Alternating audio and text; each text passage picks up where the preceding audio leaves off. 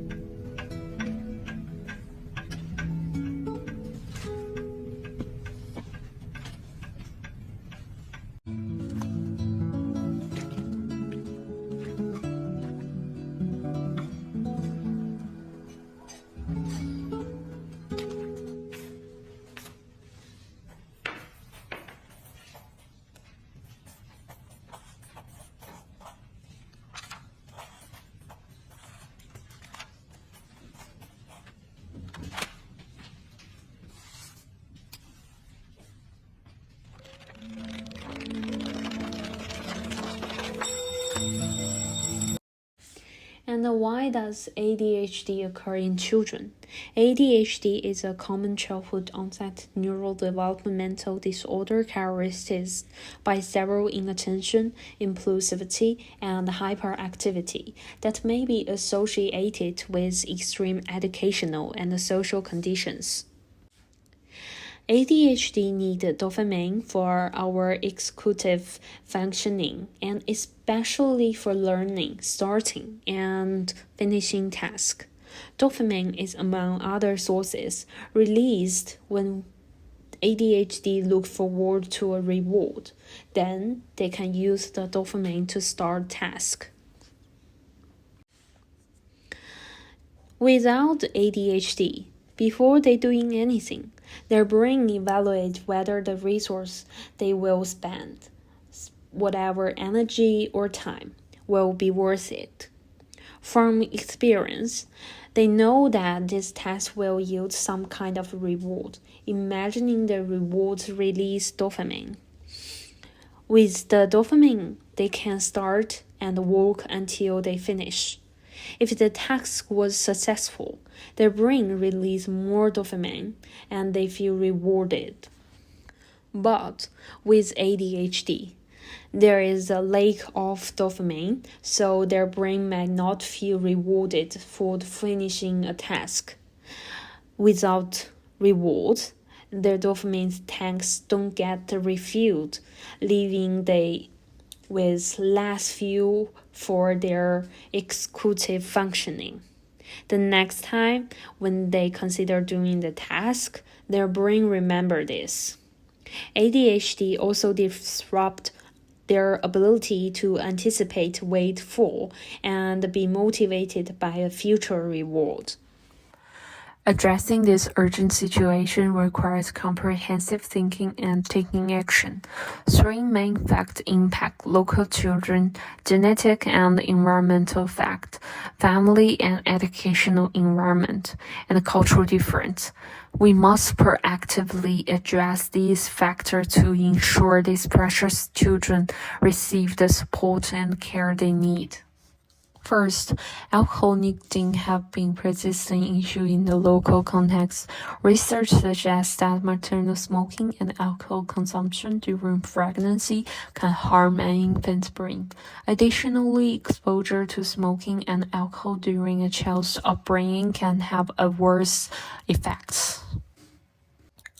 The second one is difference in parenting and teaching style between parents and teachers may make it difficult for children to concentrate and engage in learning. Many Aboriginal children face issues such as a family separation, which negatively impact their mental health. The third one, there are significant disparities between Australian culture and Aboriginal culture.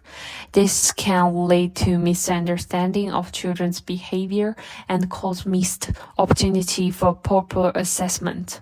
Moreover, this cultural difference may subject children to heightened learning pressures, diminishing their interest in education. Site analysis.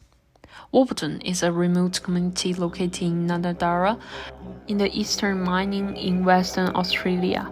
It is about 1,000 kilometers to 850 kilometers away from regional towns such as Coolangatta and Alice Springs.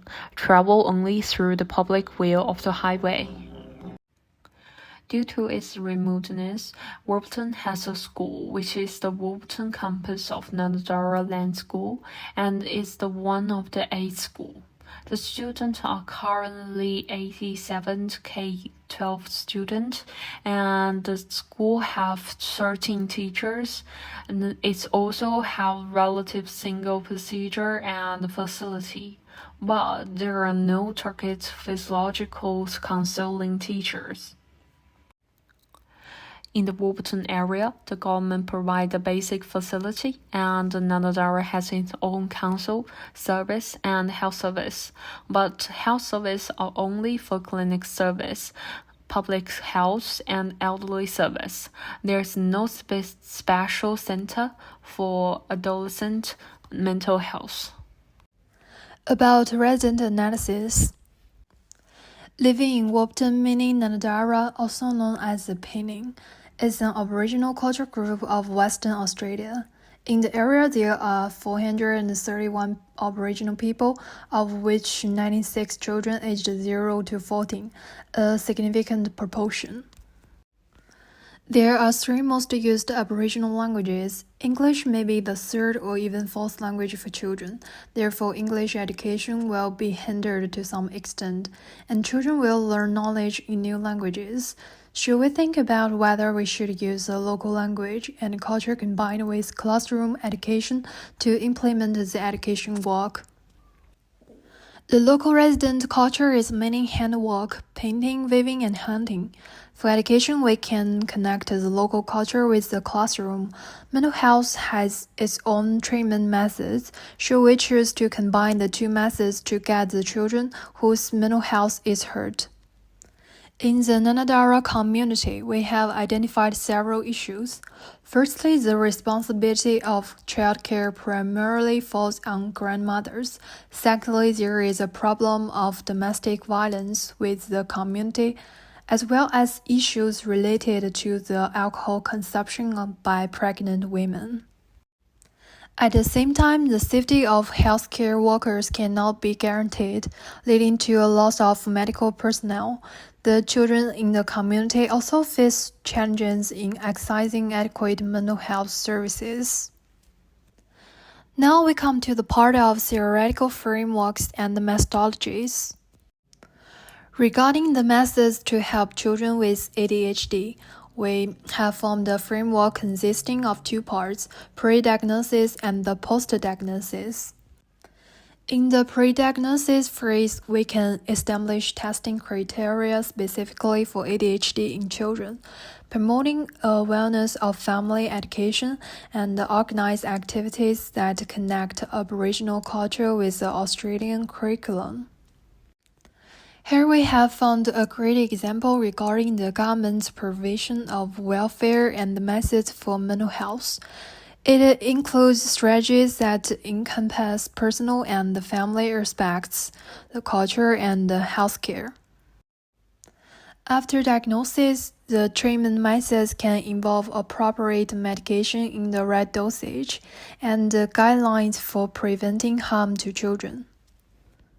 In addition, appropriate physical activity therapy can be beneficial for the treatment of ADHD. This can include practices such as yoga and mindfulness exercises, as well as sports like hockey. These activities have shown to be helpful in managing ADHD. Another innovative approach is the use of special designed games targeting ADHD, which help children improve their ability to focus and learn from a perspective they find enjoyable and engaging. That's all. Thank you for listening.